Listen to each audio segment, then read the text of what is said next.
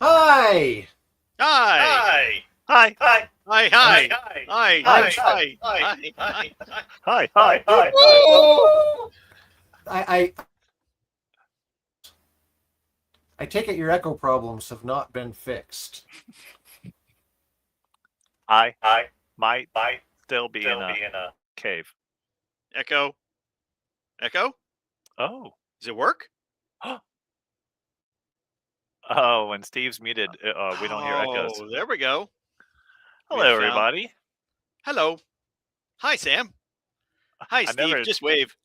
never appreciated how nice it was to be able to talk until it was taken away from me. Whew. Happy Friday, I think. Is it? Woohoo! Oh, Steve's gone. It just lost got better. No, I'm kidding. Oh my gosh, that's so mean. Not really mean. I just play. Oh, the echo's back.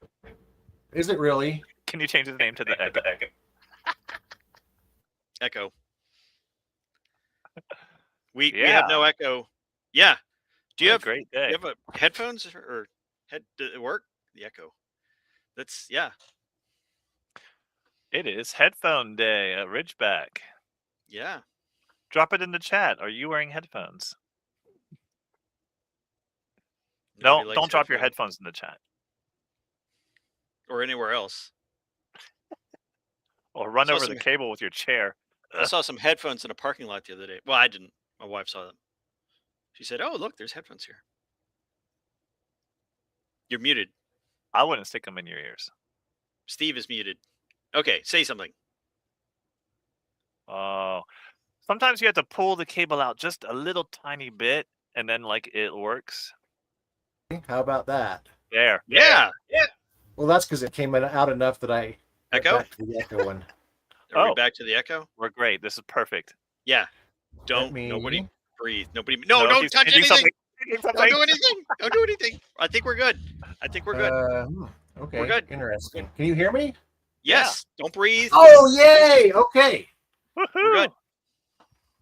We're so good with computers and stuff. Waste of and I hope you've all enjoyed this day's episode of Breach of Protocol. Have a nice day. Bye. We've taught you how to fix the echo. Just, hey, someone changed my name back. Oh, his name is the Echo. I am not the Echo anymore. Vandalism. I also have no clue which mic is picking up my voice. It doesn't matter. Don't touch anything. Your hands off the keyboard, away from everything. If it works. So, what are we talking about today? Echo. The topic that security metrics that measure real defense. Oh, I like that. Security metrics that measure real defense. Body count. Yeah. Well, it's not going to be how many CSVs I found and patched. CVSs. CVSs? Isn't that like a drugstore? Yeah. No, that's the place where you get long strips of paper. So what's a good security metric? Bullet holes, body count. To say that is a good security metric. We're safe today. So I haven't yet seen today that I've been hacked. Do you know if you've been hacked? So there's a lot of consumer devices that say, "Congratulations, you've been protected from 15,000 incidents today." But yeah, I see those. I never get warm fuzzies from that because I don't feel like that's measuring anything of any consequence. But that is an interesting question. What do you measure? And should you? Is that even the right question to ask? Mm-hmm. That is a good question. Those consumer devices, I'm relatively certain, are just measuring. If you've ever looked at weblogs, you've seen all the crap in there from bots and people trying to come in. And I think they just measure how many basically hits are happening on your network port that don't get through for whatever reason. And I don't think it's a good metric. No. Well, let's say you've got you've got a device or you've got a service of people like an MDR or something that come in and do security for you. And every day they report that they stopped 15 threats or whatever. But none of your guys that work there, that actually work on the networks, who do the sysadmin, none of them, I don't want to say know what they're doing because that sounds wrong. But let's say when just started, right? There was no one there before because the last network guy was hit by a bus. New guy comes in, Ooh. no idea what's going on. He goes and looks at the networks. They just seem crazy. The documentation doesn't match. But the security service every day says, oh, we just protected you from 15,000 events. Is that good? I mean, it seems to me like unknown. The chance of getting hacked tomorrow is really, really high. No matter what metrics anybody reported, because if your guys that actually work there and work on the stuff that work for your company, if they don't know what's going on, then, so is there a metric? Is there a right answer? Is that even the right question to ask? Is security something that you can just measure by numbers? Maybe not absolutely, but relatively. Okay. You could say things like, are things getting better? Oh. So how about your home, your private home? So there are some things that I know metric? We don't know everything, right? But there are some things that we do know. So we don't have to pretend like we don't know anything. Like there are lists of known vulnerabilities that affect certain versions of certain softwares. And it's possible for me to see, do I have these versions? What am I exposed to, right? And then I can say, oh, well, I have 100 medium vulnerabilities and 10 high and 1 critical. And then next week, I could say, well, now we've updated and patched. And I can't say for certainty like, oh, those are all the ones that exist right now. But I could say, maybe things got a little bit better. Did they? Or less vulnerable? So, okay. So let's say, again, look at your home. Introduce 0 days. Well, look at your home. You've got stuff in the kitchen. And you've got toys. And you've got shingles. And you've got, whatever. And product recalls come out because there was glass in the food or some device catches fire or whatever. And if there were 15,000 recalls yesterday and none of them were in your home, but you had to go check all 15,000 of them anyway, are you safer tomorrow? No, not really. I mean, does it matter what we're measuring here? Well, I think we can measure some things. We can measure openings on our house that don't have locks. We can measure devices in the network that we don't know their purpose, that we weren't aware of. That's a good metric. Yeah. Things that you found out about that you didn't know about. Yeah. So if you say put Ridgeback on your network and you see that you have 2 unknowns, that's a metric, and you can make them known. Unknown devices, let's say. And right, unknown devices. Like you have a party at your house, and at midnight there's 2 people wandering around that you didn't invite. You don't know who they are. Yeah. Well, there's certain fundamental things that we believe in with preemptive security. If you have an increase in complexity in your network, the more exposed you are, the more attack surface you have, right? Yeah, if your network increases in complexity, but that's hard because the least complex network is just your computer connected right to your router and nothing else. It's not very useful. So if you're adding, well, I do like what you're saying because my home network has 15 devices on it. I know exactly what each one of them is. And I can see, because of Ridgeback, when they're trying to talk to each other, trying to talk just to the router, etc. Somebody who has a whole lot of Internet of Things in their home has a way more complex network. they can still use a tool like Ridgeback to know what all their devices are and to see who's talking to who. But just the fact that they have more devices means there's more potential security issues. Well, here's Yes, no? again, think about your personal home, right? And we often have devices plugged into the wall. We often use power strips or extension cords.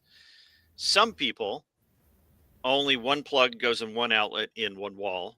Other people have extension cord plugged into the wall, two more extension cords plugged into that one, and an extension cord on one of those extension or power strips, right? Power strips for all these. And they daisy chain all these things together. And then you step back and you say, okay, which house is more likely to burn down?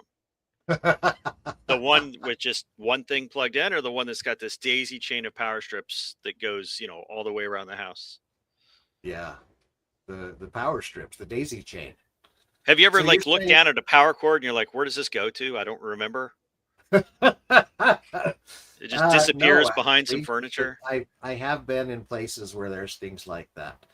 So if I add, like, say, a hub to my router so I can split out and share Ethernet with a couple of different devices, is that the kind of complexity that reduces the security on the network?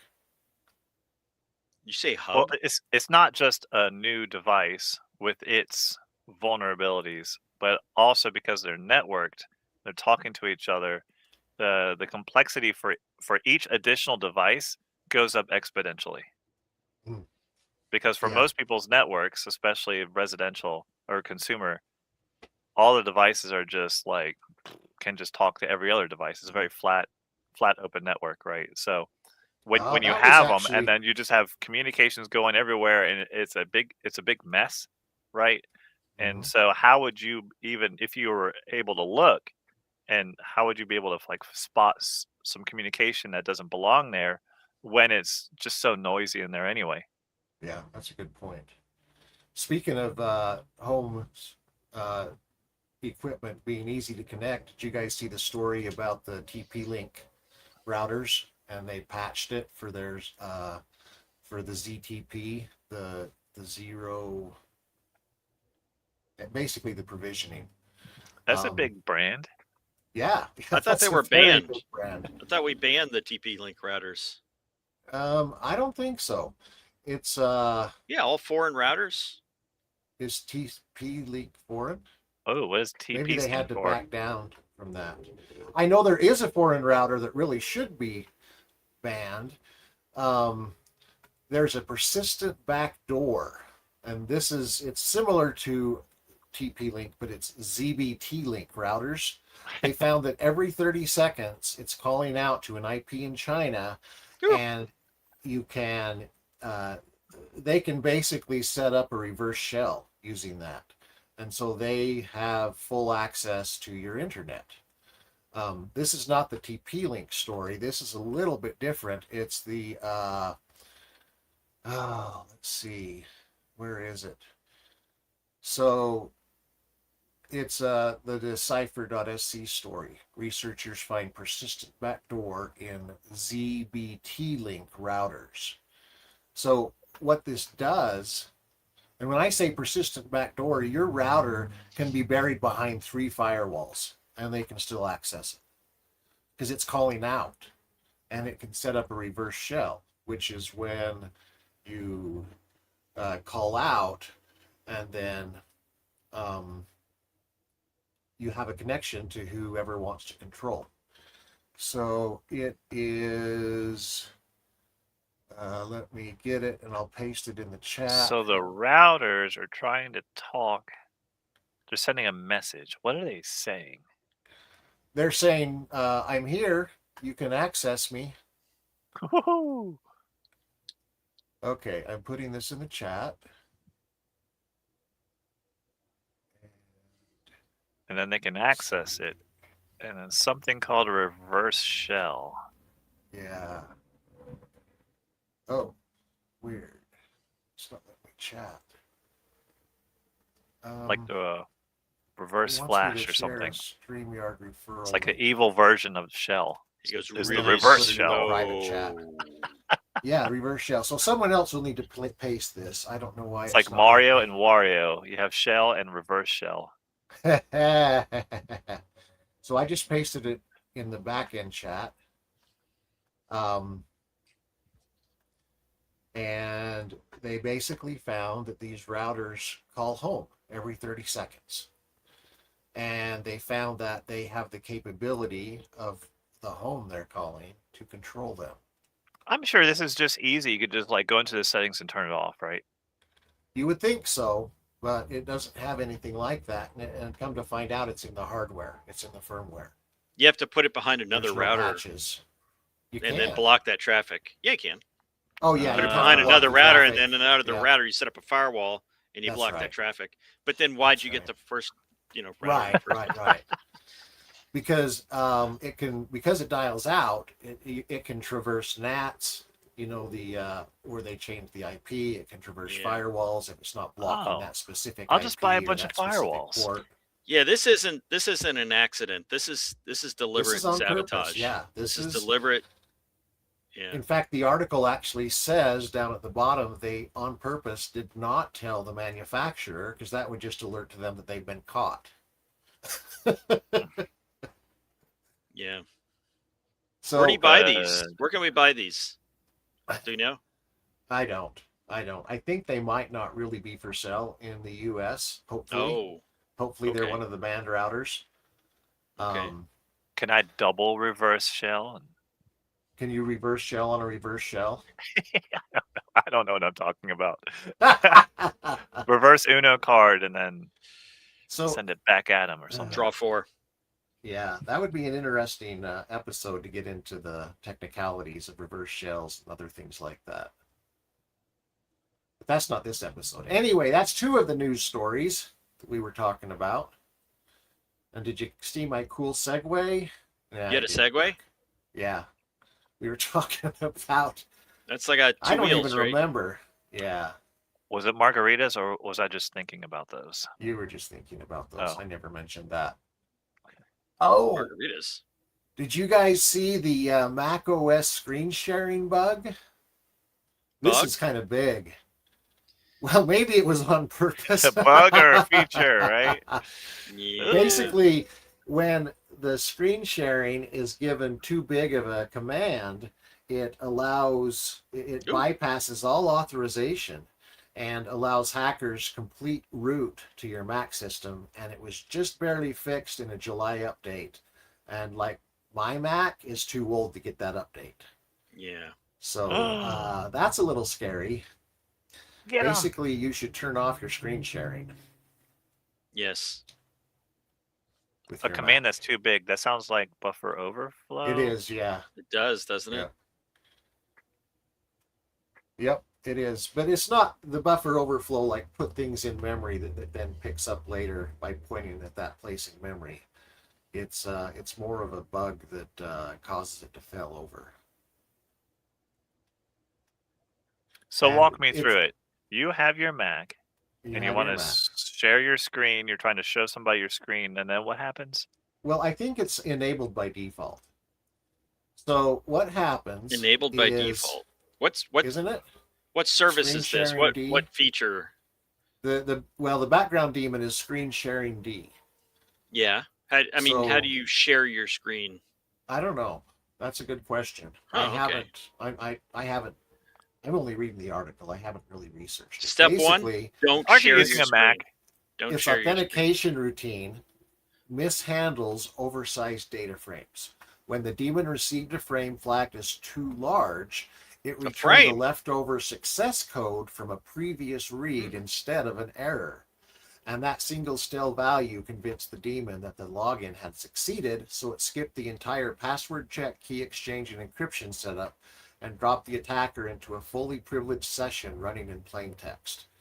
So screen sharing normally wraps traffic in an encryption, but here none of it was ever switched on. Yeah. So you by think default, they used AI to write that code? No, maybe AI helped find it, but no. Oh, you're saying the code that allows it to happen? The bug. Where'd the bug come from? It's been there since I'm not seeing it. 1947. Any Mac OS 26.5 or earlier with screen sharing enabled is exposed. Or earlier. That's and forever. Unpatched. Okay. Older systems on home and corporate networks are the softest targets, of course. You guys so with update OS to 9. Mac OS 26.6 right away. And if you can't patch, and I say even if you can patch, turn off screen sharing and keep the security SIP. What is system integrity protection? Keep that. Oh, yeah. Kernel level guard on the system files. I've been talking too much. I like to share my screen. Okay. Share it. No. Oh, yeah, you didn't mean right now. You meant in general. Don't turn on screen sharing. That's what I'll say. Don't turn on screen sharing. Turn it off. I think you have to turn it on. Oh. Okay. I think it's off by default. Screen sharing is caring. But if you have an old Mac like I do, that I'm like the fifth person who's been on it, I have no clue what state it's in. So I need to go find it. Why can't computers last forever? Well, they could if they were not so complex. I've still got an old 8086 that boots off of the big floppies. I haven't fired it up for a while. I think I have a Commodore 64 too. I have a couple of computers that boot off a ROM. Yeah. Yeah. Old computers. Just don't expose them to the sun and keep them dry, and they last forever. Don't use them in the pool. Don't use them in the pool? What if my pool's empty? I emptied my pool. If it's empty, then you're in danger of crossing over into another dimension and being eaten by a monster. What movies have you been watching? Stranger Things. Stranger Things. That was one of the things. So stay out of those empty pools or full pools. It was full on one side and empty on the other, I think. Oh, gotcha. Yeah. And don't feed them after midnight. Going back to Gizmo. Gremlins. The Gremlins. Yeah. That's them. So what other things are in the news? You guys have things? So I'll just mention that the greatest threat to global security right now are all of these AI companies that are breaking into everybody on the internet, and nobody's doing anything about it as far as I can tell. They're just like, oh, it happened again. They're building industrial strength offensive tools. They're letting people use them. They're subsidizing it. They're running it without protections. They're actually legitimately breaking into places, creating fake accounts, impersonating people. The latest thing I saw today was something about one of the AIs was trying to convince a team to inject malicious code into the repository, or something like that. So I think we should, I think they fired the first shot, and we should all rise up and destroy the AI companies. Yeah. Well, they're all racing to claim that their AI broke out and broke in. I mean, Meta now says this is its AI only. Did this. So it can do funny cat pictures, and it can break into other. Other people's computers. Well, wait, running other people's code. I saw something about the math stuff.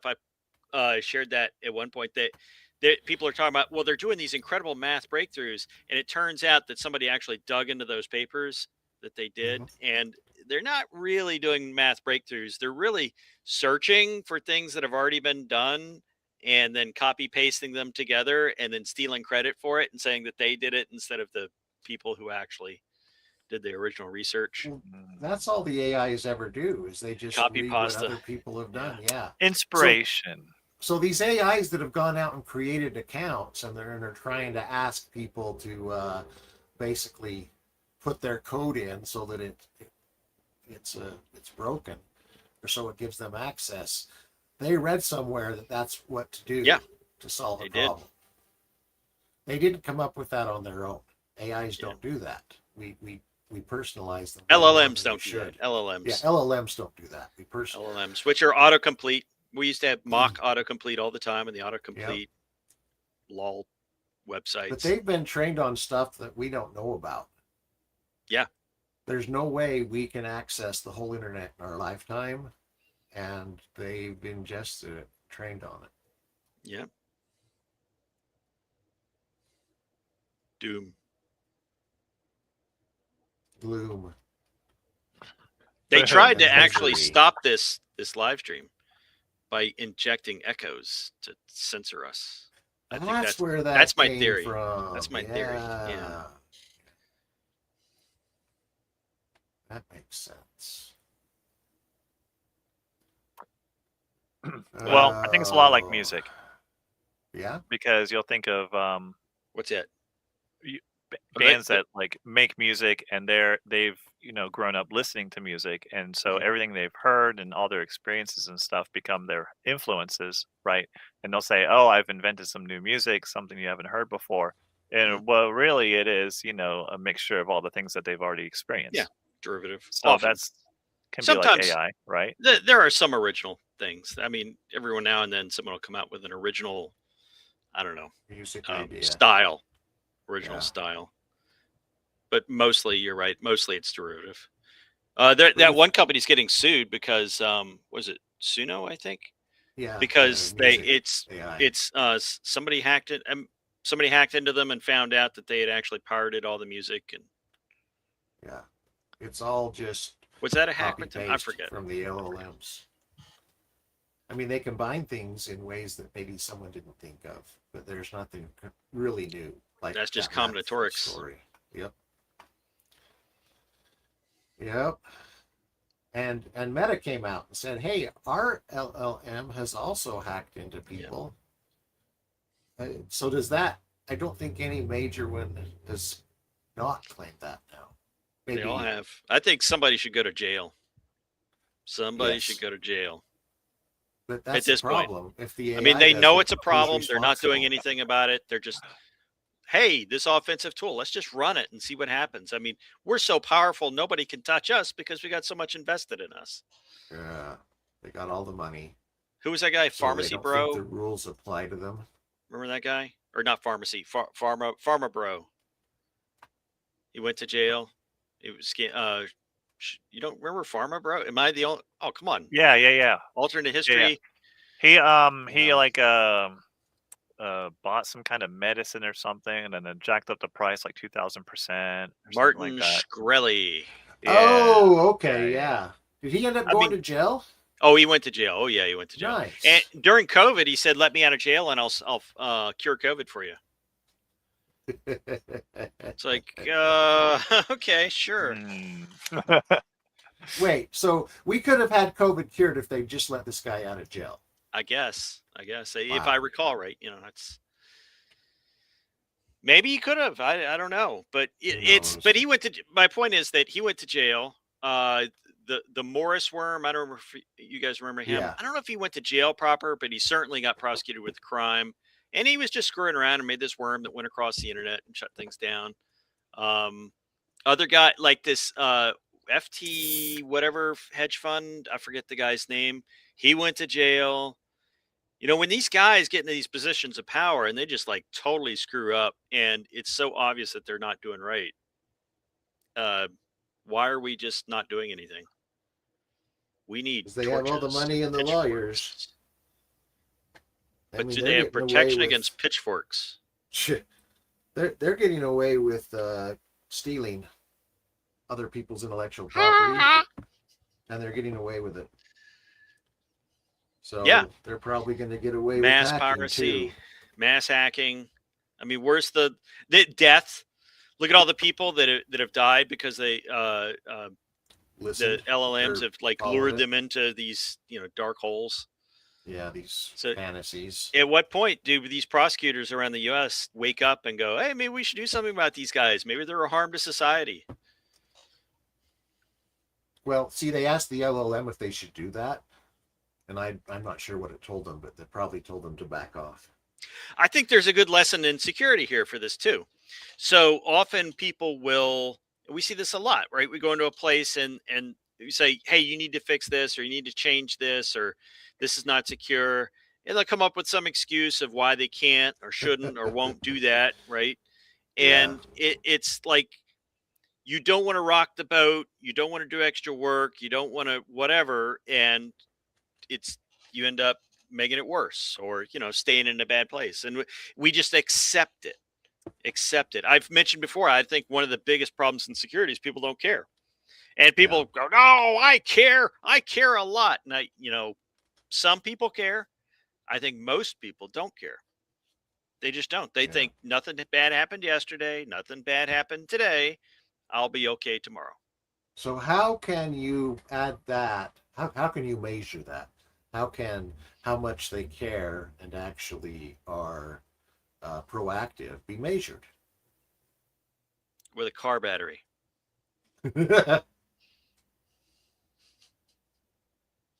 What's the metric there? Screams per volt or what? Yeah.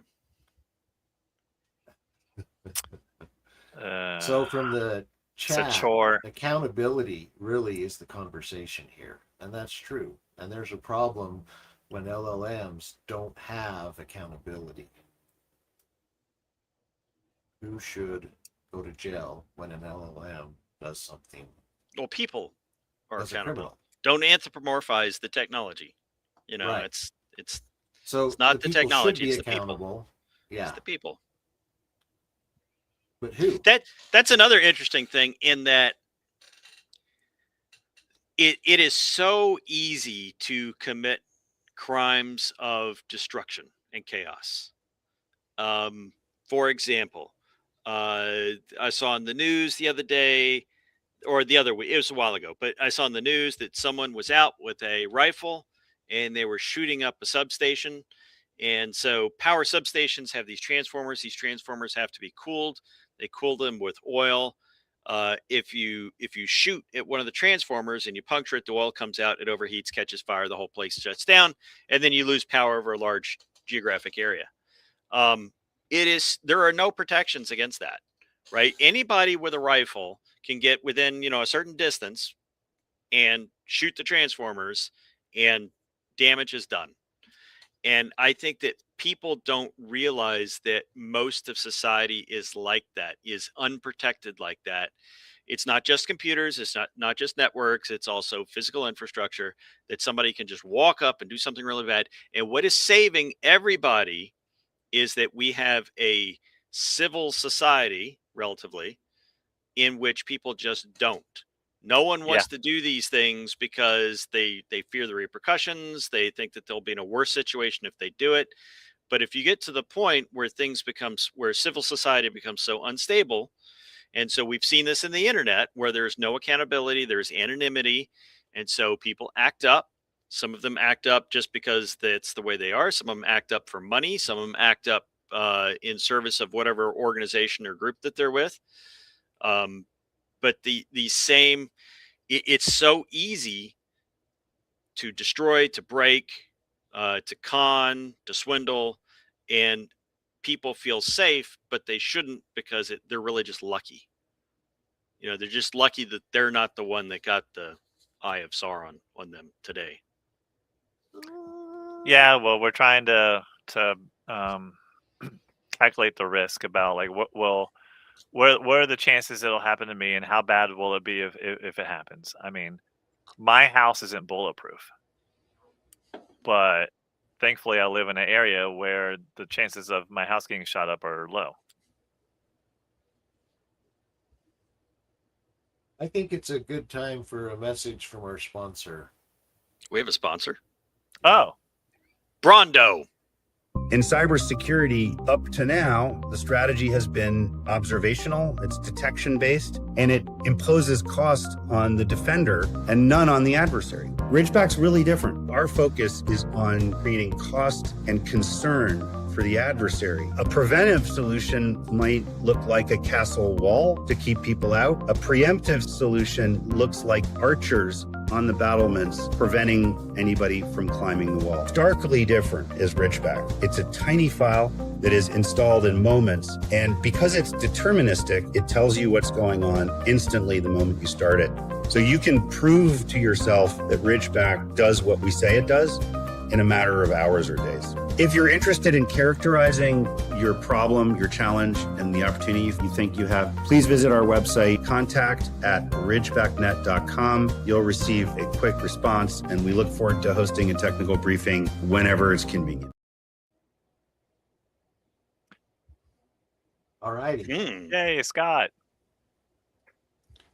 Okay, I've got it figured out now. So Yeah. I'm gonna I'm gonna figure out some kind of like formula. I'm gonna solve it. What's Okay. it?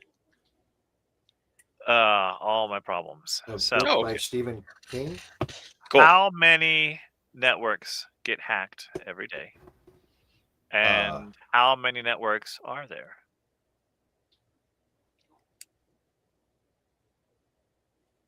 Huh. So that's an interesting idea. I have you a can network. measure that. Am I one out of? Ooh, that's fun. How many networks do you think are in the world, Tom? Just ballpark number. At least billions. How are you defining a network? Because least Two billions. computers linked together through some kind of device like a router or something. I'm sure people have made guesses. At least educated billions. guesses, I would say but yeah. 20 billion. Put it in the chat. How many networks do you think are in the world? Let me see some numbers here. I'm going to say 20 billion. Or else. I don't even know what scale to guess on. Trillions, billions. How many billions of people are in the world? Googles. Like 7 billion, right? Yeah. I would say 3 per person. Sounds good. No, it's more than 3. Maybe. Well, Well, some people have more. Some people have less. there's tons of Okay. automated stuff. So Bing tells Every cell me phone.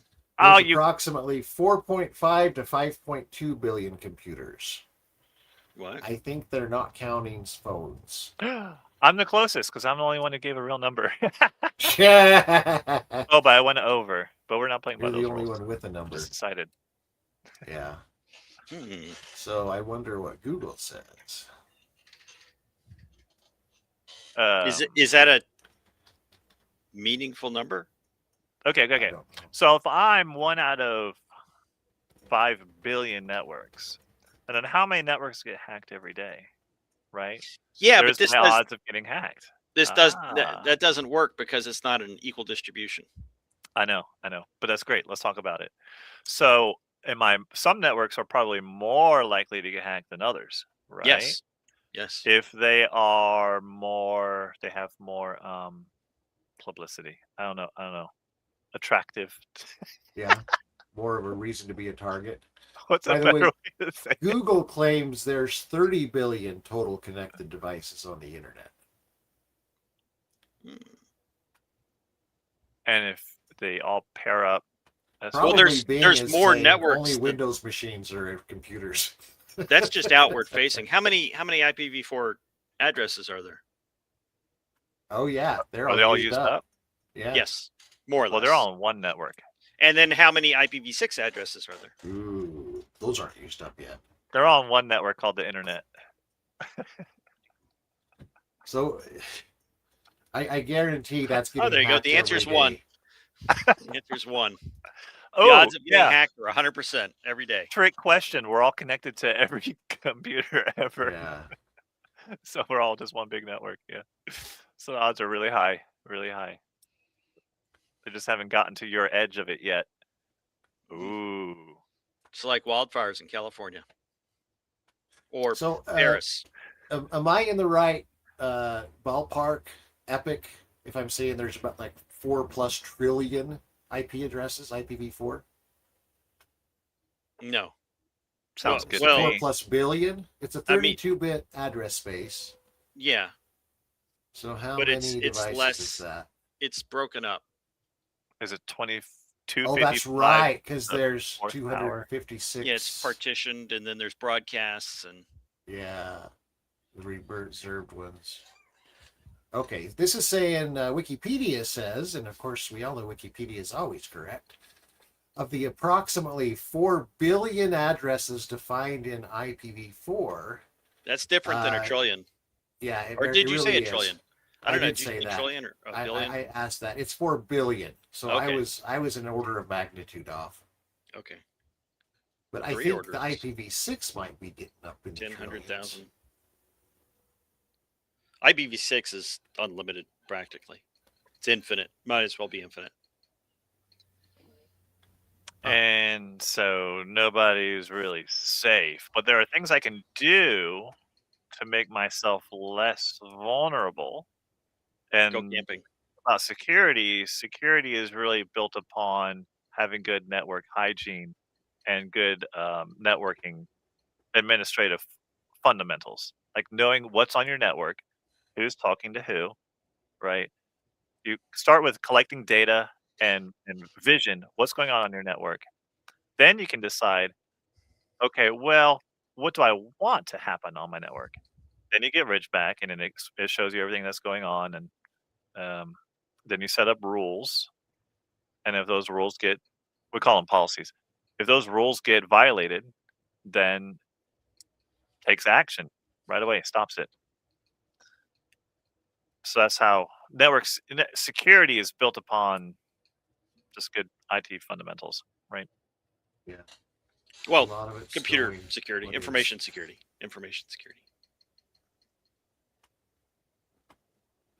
Yeah. Yeah. Is it CTF time? I think so. Sure. All righty. So you've had 2 weeks to solve our last problem, and now we will give you the stunning conclusion. What is the answer to the CTF? Blue. No, that's the next one. Yes. So on the screen is some ancient alien technology, a bunch of Fs and some coins. There's 7 Fs. Gotcha. CD, 7F, and 32. If you smush it all together, you get the color code bronze. Woohoo! Congrats to everybody who solved our puzzle. Yay! How did the coins get 32? Add them up. Those are all... What? Those are all nickels. Yes. Oh. I thought The one or two of them was sizes a dime. threw me off. Yeah. Not to scale. Yeah. There's no banana to scale. All right. So now we have a new CTF challenge that'll be on our website for 2 weeks. Next week, I'll give you a clue. But let's go ahead and I'll show you the new CTF.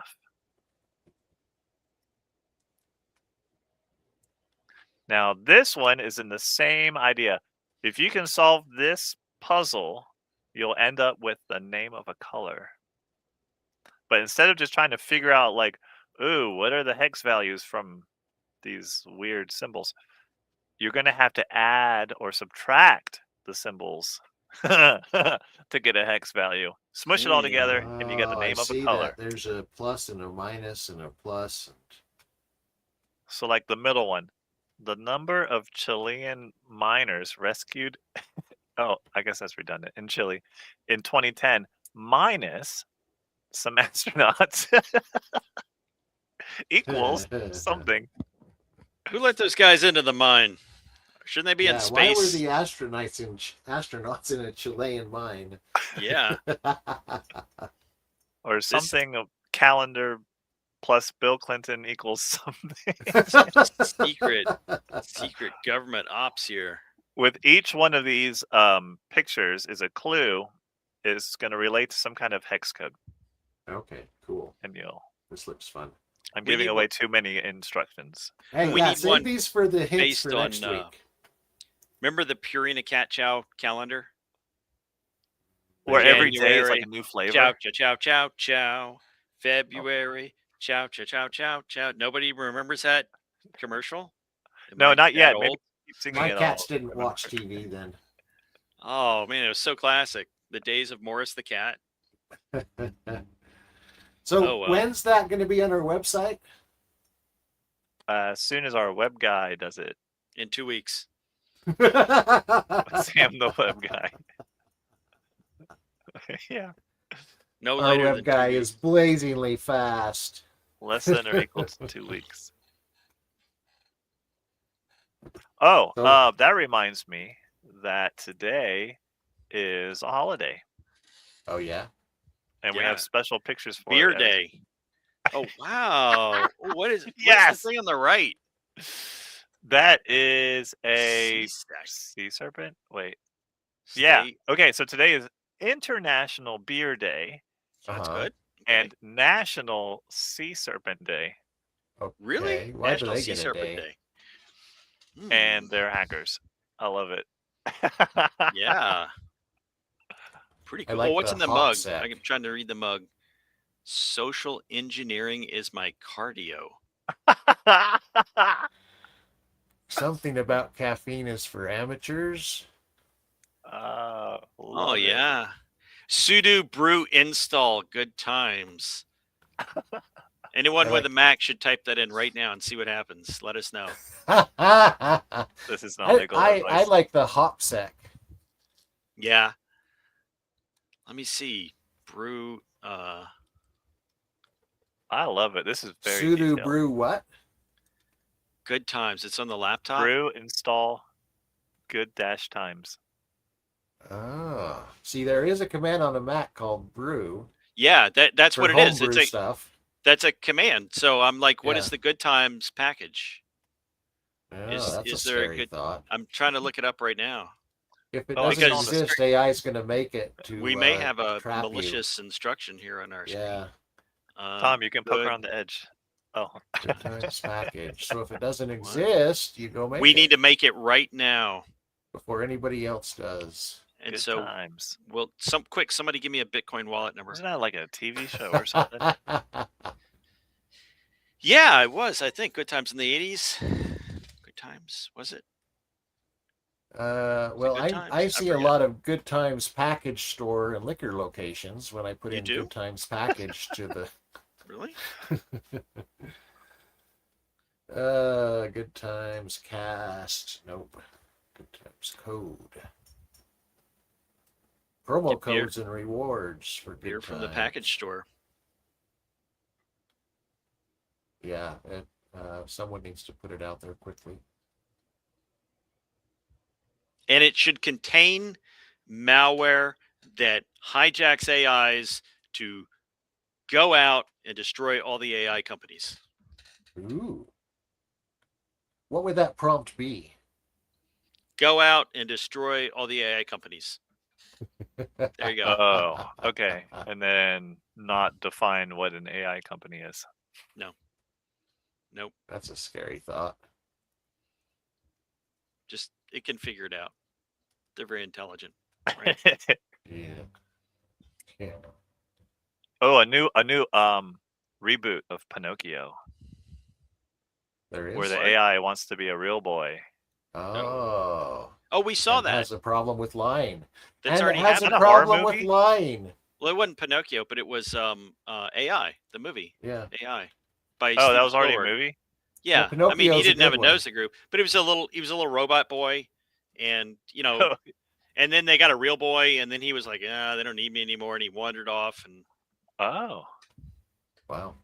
joined the circus or something. Or I don't I know. like the Pinocchio reference though, because AIs lie all the time with certainty. Yeah, It would be very helpful if we could look at a nose growing and say, is that true or is that a lie? I'm not sure why, but whenever we talk about Pinocchio, I think about Shrek. That's interesting. I think he was in Shrek. He was. He was. Pinocchio was? I gotta rewatch Shrek. I think we've strayed enough. And we strayed. So your security metric is the length of Pinocchio's nose.